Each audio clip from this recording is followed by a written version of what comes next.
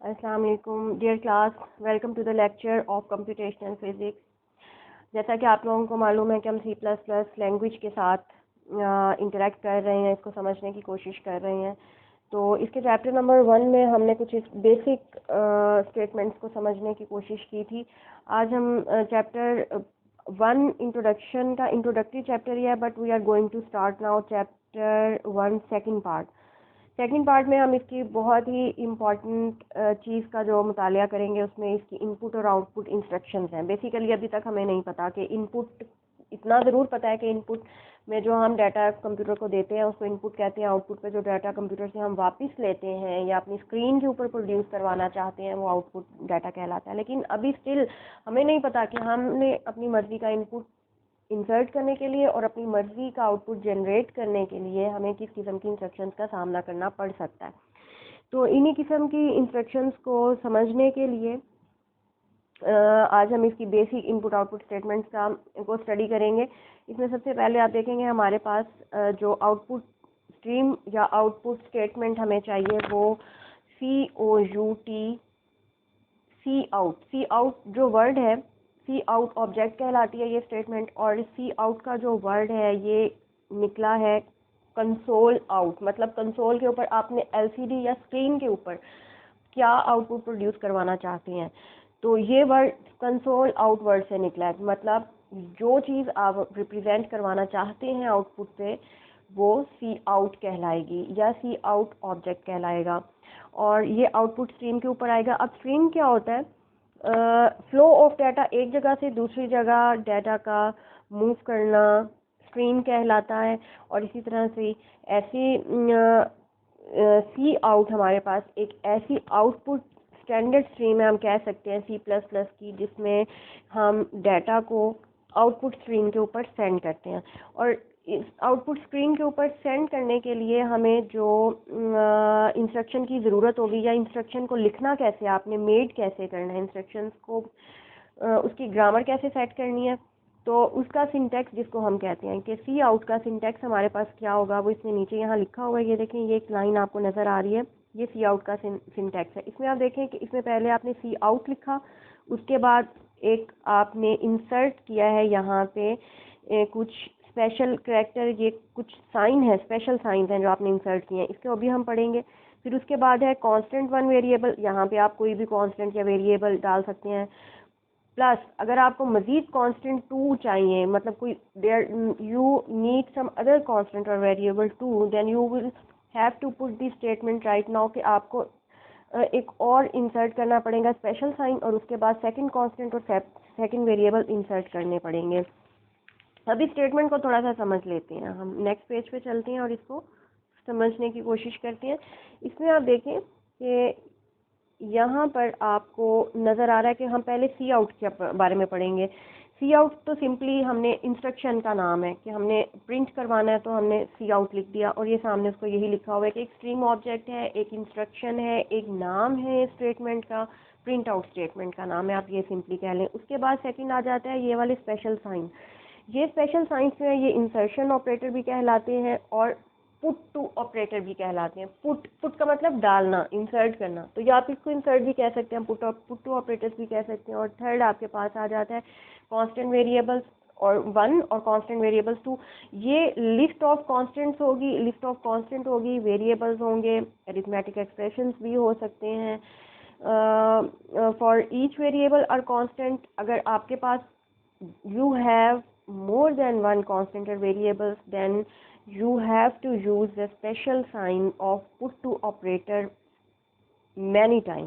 जितने ज़्यादा होंगे कांस्टेंट वेरिएबल्स, उतनी ही बार आपको पुट टू ऑपरेटर्स या इंसर्शन ऑपरेटर भी यूज़ करना पड़ेगा। इसके उसने एक छोटी सी एग्जांपल यहाँ पे लिख के दी हुई है कि आपके पास आपने एक स्टेटमेंट लिखी, फॉर एग्जांपल क्या लिखा, सी आउट पुट टू ऑपरेटर, फिर कॉमास के अंदर आपने लिखा है 1 किलोबाइट, और फिर इक्वल्स का साइन है, फिर इन्वर्टेड कॉमास के अंदर आपने लिखा है 1024 और साथ दो पुट टू ऑपरेटर है और फिर बाइट्स लिखा है। अच्छा, जब आप इस स्टेटमेंट को रन करेंगे आपके पास आउटपुट पे आएगा 1 किलोबाइट इक्वल्स टू 1024 बाइट्स, ये लिखा हुआ आ जाएगा। मतलब ये स्टेटमेंट आप एडिटर में पुट करेंगे, कंपाइल होने के बाद आपके पास आउटपुट पे लिखा हुआ आएगा 1 किलोबाइट आपकी स्क्रीन के ऊपर is equal to 1024 bytes.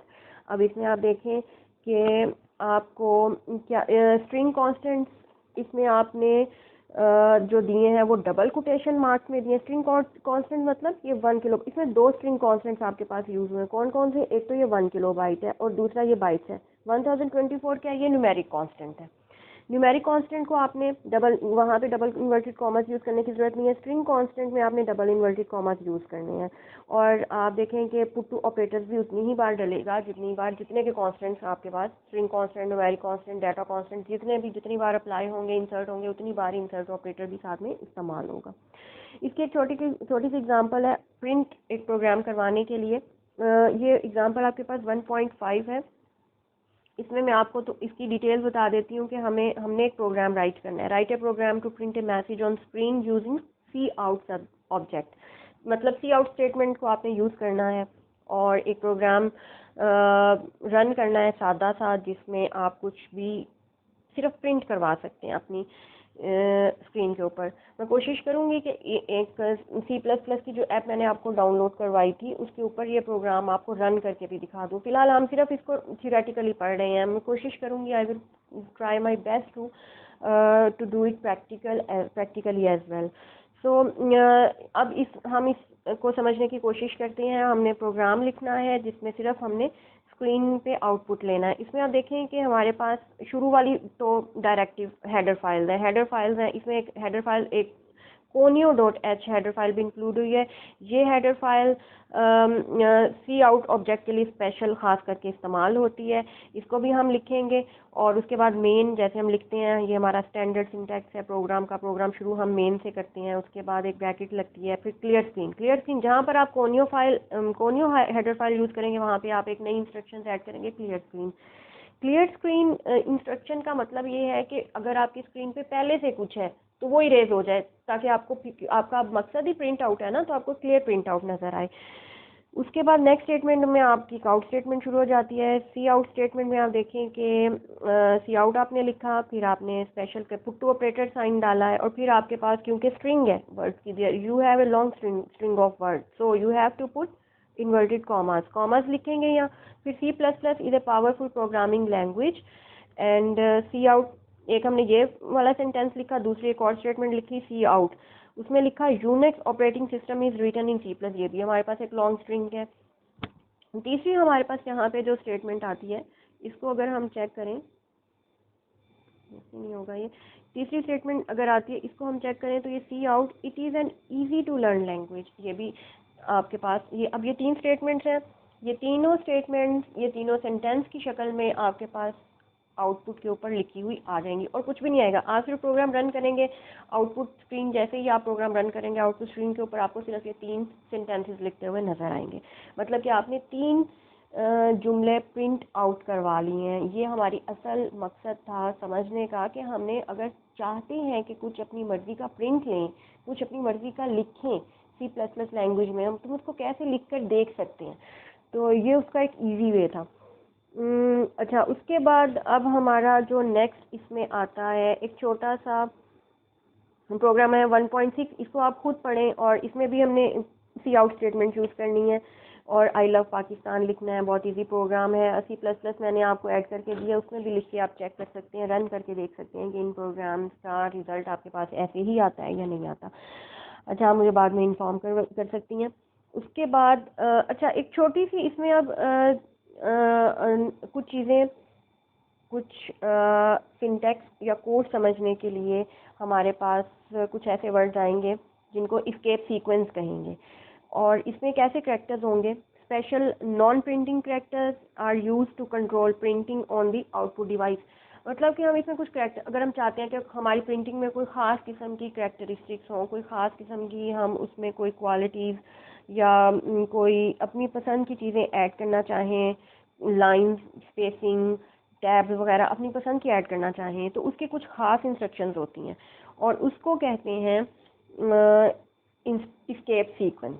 Escape sequence में आप कुछ करैक्टर्स भी यूज़ करते हैं, एस्केप सीक्वेंस कहलाता है। इसमें आप कुछ करैक्टर्स भी यूज़ करते हैं, लाइक यहाँ पे ये एक बैक स्लैश का साइन है, बैक स्लैश करैक्टर है। और इसके बाद एक बड़ा इम्पॉर्टेंट इन्होंने यहाँ लिखा हुआ है, मेरा ख्याल है कि इस पिक्चर में नज़र नहीं आ रहा, तो स्लैश एन का साइन है, back slash N. Back slash N का मतलब क्या होगा कि N stand for new line, मतलब कि, और बैक स्लैश एन के यहाँ पे आपने लाइन कट करके न्यू लाइन पे चले जाना है। अब मुझे नेक्स्ट पेज पे देखते हैं अगर हमें कोई नज़र आ जाए। ये देखें यहाँ पर आपको एक आउट स्टेटमेंट नज़र आई हुई, सी आउट स्टेटमेंट है। इसमें आई लव पाकिस्तान और हर एक स्ट्रिंग कॉन्स्टेंट तो आपको नज़र आ रहे हैं, लेकिन इसके अंदर आपको बैक स्लैश के साथ स्लैश एन नज़र आ रहा है। इसका मतलब है कि यहाँ पे लाइन को आपने ब्रेक करना है और न्यू लाइन स्टार्ट करनी है। जब आप इसको प्रिंट कराएंगे तो आपके पास आई लव पाकिस्तान 3 मुख्तलिफ लाइन्स में आएगा। तो इसी तरह ये कुछ बाकी एक बहुत बड़ा टेबल बना हुआ है जिसमें इन स्पेशल एस्केप सीक्वेंसेस को इंट्रोड्यूस करवाया गया है। हमें क्योंकि बहुत ज़्यादा नहीं चाहिए तो मैं इसमें आपको एक करवा देती हूँ, स्लैश ए, ये स्टैंड फॉर अलार्म। अगर आप चाहते हैं कि आपकी प्रिंट में जैसे जैसे प्रिंटिंग हो रही है कहीं पे आपको अलार्म चाहिए, कोई आवाज़ चाहिए, कोई साउंड चाहिए, अब वहाँ पे स्लैश ए लिखेंगे और वहाँ पे जो सी आउट उस स्लैश ए के बैक एंड पे जो टोन सेट हुई होगी वो फ़ौरन से अलार्म बज पड़ेगा। तो सेकंड है इसमें slash B back slash B का मतलब है जहाँ पे अगर आपको कहीं पे बैक स्पेस चाहिए, फॉर एग्जांपल आपने सी आउट लिखा, पाकिस्तान लिखा, बैक स्पेस लिखा। जब आपको कहीं पे बैक स्पेस चाहिए तो आप ये वाली स्टेटमेंट यूज़ करेंगे। और इसकी एग्जांपल इन्होंने दिया इस नेक्स्ट पेज पे कि फॉर एग्जांपल आपने लिखा सी आउट पाकिस्तान और इसके बाद स्लैश बैक लिख दिया, ठीक है। अब अच्छा, स्लैश बैक जब आप लिखेंगे और साथ एक नेक्स्ट स्टेटमेंट आपने लिखी है सी आउट पंजाब, तो इन दोनों का आउटपुट क्या होगा? स्लैश बैक का मतलब है कि अब आपके पास जो लास्ट वाला करेक्टर है एन वाला, ये नहीं आना, एक आपने पीछे जाके नेक्स्ट को प्रिंट कर देना। तो ये आ जाएगा पाकिस्तान पंजाब। एन को हमने रिमूव कर दिया, बल्कि हमने नहीं किया, वो किसने किया है? इस इंस्ट्रक्शन ने किया है, स्लैश बी वाली ने। तो पाकिस्तान पंजाब ये आपके पास रिजल्ट आ जाएगा of the escape sequence of slash B. उसके बाद एक और मैं करवाना चाह रही थी आपको, ये है स्लैश टी, ये टैब के लिए स्टैंड। तो मतलब अगर कहीं पे आप स्पेस देना चाह रहे हैं तो आप इसको यूँ लिखेंगे C out put to operator और उसके बाद A slash tab B slash tab C slash tab D. अब जब इसकी स्टेटमेंट ये आउटपुट आएगा तो ये आपके पास होगा ए बी सी डी, दरमियान में आपको देखें काफ़ी सारा गैप या स्पेस नज़र आ रही है। एक और इम्पॉर्टेंट हमारे पास इसके सीक्वेंस है, वो है स्लैश एन की। N stand for new line. New line के जहाँ पे आप चाहते हैं कि इस वर्ड के बाद या इस फिक्रे के बाद नई लाइन शुरू हो जाए, एक ही लाइन में प्रिंटिंग ना हो रही हो, वहाँ पे आपने स्लैश एन यूज़ कर देना है। इसकी एग्जांपल मेरा ख्याल है मैंने आपको पहले भी करवाई थी। तो इसके ये मैंने कुछ आपको इसके सीक्वेंसेस का इंट्रोडक्शन आपको दिया है। इसके अलावा अगर आप एक बार सारों को पढ़ लें तो वो अच्छा होगा, नहीं भी पढ़ते तो इतनी चीज़ें हमने कर ली हैं जो हमने आगे जो चीज़ें इस्तेमाल करनी है। लेकिन मैं फिर भी रिकमेंड करूँगी कि एक बार आप इस सारे टेबल को पढ़ ज़रूर लें, ताकि आपकी नॉलेज के लिए कि हम मज़ीद कैसे इस्तेमाल कर सकते हैं एस्केप सीक्वेंसेस को। अच्छा, जब हमें अब एस्केप सीक्वेंस, स्पेशली एक escape sequence back slash N का पता चल गया है, तो अब हमारे लिए एंड एल मैनिपुलेटर को भी डिस्कस करना ज़्यादा मुश्किल नहीं रहा, क्योंकि आपके escape sequence back slash N use कर लें, या एक स्टेटमेंट है ई एन डी एंड और एक एल साथ, इसको यूज़ कर लें एंड एल कहीं पे। जहाँ पे आप एंड एल यूज़ करेंगे इसका ये मतलब होगा कि यहाँ पे जो लाइन है वो एंड हो जाए, आपके प्रिंट आउट में ये लाइन एंड हो जाए और फिर नई स्टार्ट हो जाए। फॉर एग्जांपल इसमें यहाँ पे एग्जांपल दी हुई है सी आउट सी प्लस प्लस, ये आपने लिखा हुआ आएगा सी प्लस प्लस, फिर स्लैश एन, यहाँ पे क्या होगा? न्यू लाइन में आए प्रोग्रामिंग, फिर न्यू लाइन, स्लैश एन का मतलब न्यू लाइन, फिर लैंग्वेज।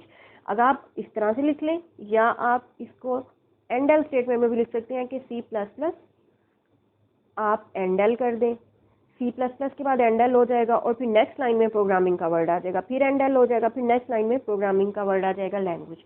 तो आप स्लैश एन या एंड एल दोनों को ही यूज़ कर सकते हैं। स्लैश एन न्यू लाइन के लिए है और एंड एंड लाइन के लिए है। Both the above statements have the same output. Both the above statements have the same. Both the above statements have the same. Okay, इसके बाद आपने ये दोनों इक्वल आप स्लैश एन कर लें या आप कर लें एंड एल, दोनों ही तकरीबन आपको सेम रिजल्ट देंगी। लेकिन थोड़ा सा ये होगा कि दोनों को यूज़ करने के लिए अगर सिंटैक्स मुख्तलिफ हो सकते हैं तो वो आपको इसमें एग्जांपल में बताया हुआ है। ये नीचे एक और एग्जांपल भी दी हुई है, ये भी हम देख लेते हैं कि सी आउट पाकिस्तान, पाकिस्तान के बाद लाइन ब्रेक हो जाए, उसने सिंपल स्लैश एन डाला, is equivalent to C out Pakistan end L. आप स्लैश एन डाल दें, इसका भी मतलब कि अब नेक्स्ट आउट जो कंट्रोल है वो न्यू लाइन पे चले जाए। और सी आउट का मतलब है पाकिस्तान और इस एंड एल के यहाँ पाकिस्तान के बाद लाइन एंड हो जाए, both will be equivalent, non equivalent होंगे। और उसके अलावा एक इन्होंने एंड एल जो है मतलब ये मैनिपुलेटर है, मैनिपुलेटर में आता है, और स्लैश एन जो है ये एस्केप सीक्वेंस में आता है। लेकिन दोनों का मकसद तकरीबन ऑब्जेक्टिव हमें समझ आ गया कि तकरीबन सेम है। उसके बाद एग्जांपल प्रोग्राम है 1.7, write a program to print a message on screen by using end L manipulator. अब आपने स्लैश एन की बजाय एंड एल मैनिपुलेटर यूज़ करना है और एक प्रोग्राम राइट करना है स्क्रीन के ऊपर। और ये सी आउट यहाँ पे इसने इंस्ट्रक्शन दी हुई है, सी आउट IMA एंडल पाकिस्तानी। इसका क्या मतलब होगा कि IM के बाद इसका क्या मतलब होगा कि IMA के बाद लाइन ब्रेक हो जाए और पाकिस्तानी न्यू लाइन पे प्रिंट हो। तो इसका मतलब है प्रोग्राम आउटपुट आपके पास आएगा IMA Pakistani with a breakage of line, line break हो जाएगी। सिर्फ एक और चीज़ मैं आपको इसमें अब रह गई है जो मैं करवाना चाह रही थी, वो है assignment statement. Set bit manipulator हमें नहीं चाहिए, उसको मैंने आपको नहीं करवाया। असाइनमेंट स्टेटमेंट की डेफिनेशंस बताना आप लोगों को बहुत ज़्यादा ज़रूरी है कि हमारे पास कुछ ऐसे वेरिएबल्स जिनको आपने डाटा असाइन करना है, जिस स्टेटमेंट के थ्रू आप करेंगे वो असाइनमेंट स्टेटमेंट कहलाएगी। फॉर एग्जांपल यहाँ बुक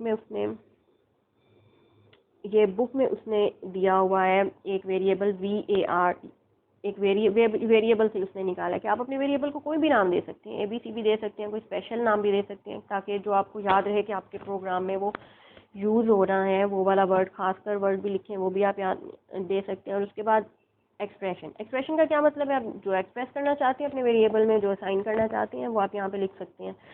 और इसका एक एग्जांपल इसने दी है नेक्स्ट पेज पे, उसको भी मैं डिस्कस करना चाहूँगी आप लोगों को समझाने के लिए। एक तो पहले इसका सिंटैक्स डिस्कस कर लें। VAR ये वेरिएबल नेम है, आप कोई भी रख सकते हैं, ABCD XYZ, combination of alphabets भी रख सकते हैं, स्ट्रिंग्स भी बना सकते हैं। एक्सप्रेशंस का मतलब है कि अब जो वैल्यूज़ आपने अपने इन वेरिएबल्स को असाइन करनी है वो उनमें क्या आता है। अब इसके लिए एक प्रोग्राम इन्होंने लिखा है यहाँ पर, ये देखें प्रोग्राम, इसमें आपने write a program to assign 2 variables by assignment statement. क्या आप असाइनमेंट स्टेटमेंट यूज़ करें? असाइनमेंट स्टेटमेंट का सबसे इम्पॉर्टेंट पार्ट मैं आपको बताऊँ कि इक्वल का साइन है। इक्वल के साइन के लेफ़्ट साइड पे आपने वेरिएबल नेम रखना है, इक्वल के साइन के राइट साइड पे आपने एक्सप्रेशन रखने हैं या जो भी आप वैल्यूज़ जो असाइन करना चाहते हैं वो रखनी है। तो इसका और एंड पे आपने वो सेमीकोलन लगा के स्टेटमेंट एंड कर देनी है। इसका ये मतलब होगा, फॉर एग्जांपल अगर आपने यहाँ पे देखें कि A = 200 लिखा है, A = 200 लिखा है, इसका ये मतलब है कि A को वैल्यू 200 असाइन हो गई है। B को 100 लिखा है तो इसका मतलब है B को वैल्यू 100 असाइन हो गई है। C को A लिखा है तो इसका मतलब है A की वैल्यू अब C को भी असाइन हो गई है। फिर A को B लिखा तो B अब A को भी असाइन है। मतलब ये एक ये इसका ये मतलब है कि तरतीब से ये सारी वैल्यूज़ इन जो लेफ़्ट साइड पे आपने वेरिएबल्स लिखे हुए हैं उनमें तरतीब से सारी वैल्यूज़ उनके वेरिएबल्स के अंदर जा रही हैं, उनको असाइन हो रही हैं। अच्छा, आपको कैसे पता चलेगा कि इन ये वेरिएबल्स को ये वैल्यूज़ असाइन हो गई हैं? आपने क्या करना है, आपने प्रिंट आउट स्टेटमेंट्स जो हैं वो लगा के देख लेना है। For example C out statement लिखें आप, वैल्यू ऑफ A = और आगे आप उसका नाम लिखें A का, मतलब यहाँ से A की वैल्यू उठ के इसके अंदर यहाँ डलेगी। तो काउट स्टेटमेंट अगर आप वैल्यू ऑफ A देखना चाहते हैं, आपकी आउटपुट स्क्रीन पे आएगा वैल्यू ऑफ A = आगे आपने पुट टू ऑपरेटर लगा के लिख दिया A का मतलब है कि जो यहाँ पीछे आपने A की वैल्यू साइन की थी वो क्या थी, 200 थी, तो यहाँ पे लिखा जाएगा वैल्यू ऑफ A = 200। उसके बाद क्या हो जाएगा, लाइन एंड। उसके बाद सी आउट क्या होगा, कि अगर सी आउट वैल्यू ऑफ बी है, वैल्यू ऑफ बी का मतलब कि अब बी की क्या वैल्यू है वो कहाँ से आएगी, इस बी से। ये वेरिएबल कहाँ आपने इसको बी को कहाँ वैल्यू असाइन, न्यूमेरिक वैल्यू आपने असाइन की हुई थी बी इज इक्वल टू 100, तो ये 100 वैल्यू आपने असाइन की हुई थी, तो वो यहाँ पे आपको आउटपुट स्क्रीन पे आएगा value of B is equal to 100। तो ये आप मतलब प्रैक्टिकली भी चेक करके देख सकते हैं कि ये वैल्यूज़ ऑफ ए और बी इसी तरह से यहाँ पे लिखी हुई आ जाएंगी। इससे आपको ये भी अंदाज़ा हो जाएगा कि आपने जो वैल्यूज़ असाइन किए हैं वो ठीक असाइन की हैं, कि वो प्रिंट स्क्रीन के ऊपर आपके आ गई हैं। उसके बाद जो नया नेक्स्ट जो प्रोग्राम है ये भी इसी तरह वैल्यू असाइन करवाने के लिए एक प्रोग्राम है। इसको भी ये भी मैं एग्जाम्पल को इस एग्जाम्पल को भी मैं खुद ही आपको इसको भी एक बार पढ़ लें, इसको भी देख लें कि इसमें थोड़ी सी एक बात जो बताने वाली है वो ये कि अब यहाँ पे आपने जो लास्ट एग्जांपल में जो वेरिएबल्स आपने इंट्रोड्यूस करवाए थे वो इंटीजर्स थे, मतलब कि उन वेरिएबल्स में इंटीजर्स वैल्यूज़ जानी थी। लेकिन अब यहाँ पे नेक्स्ट वाले एग्जांपल में ज़रूरी नहीं है कि आपके पास इंटीजर्स वैल्यू हो, तो आपके पास इंटीजर वेरिएबल्स कौन कौन से हैं, ईयर है और मंथ है। ये वेरिएबल का नाम है ईयर और मंथ। अब ईयर में 20 आएगा, मंथ में ईयर स्टार 12 आएगा। तो आपने पहले वेरिएबल डिफाइन कर देने कि आप किस टाइप की वैल्यू आप अपने वेरिएबल में डालेंगे। वो न्यूमेरिक होगा, फ्लोट पॉइंट वैल्यू हो सकती है, बूलियन वैल्यू हो सकती है, किस तरह की वैल्यू है जो आप अपने वेरिएबल को देंगे। तो हमारे पास अभी हम still we are working on the integer values, तो हम यहाँ पे इसको अपने नेक्स्ट वाले वेरिएबल्स को भी हम इंटीजर ही डिफाइन करेंगे, लाइक ईयर्स एंड मंथ, और इसमें आप वैल्यूज अपनी पुट कर देंगे। फिर उसके बाद अब प्रिंट आउटपुट प्रिंट पे आपके पास क्या आएगा, ईयर्स इज इक्वल टू जो ईयर में आपने दिया हुआ होगा, और मंथ में क्या आएगा, जो ऊपर मंथ में आपने डिफाइन किया हुआ आएगा, वो आपके पास आपके प्रिंट आउट स्टेटमेंट में आपके सामने आ जाएगा। This is all for the moment. आज हमारा प्रिंट आउट स्टेटमेंट की तकरीबन हमने सारी चीज़ें कर ली हैं। नेक्स्ट हमारा लेक्चर होगा, सॉरी आउटपुट का हमने कर लिया है। नेक्स्ट हमारा लेक्चर होगा इनपुट स्ट्रीम या साइन ऑब्जेक्ट या इनपुट पे आप किस तरह से अपनी स्टेटमेंट जो है वो कंप्यूटर को दे सकते हैं। तो यहाँ पे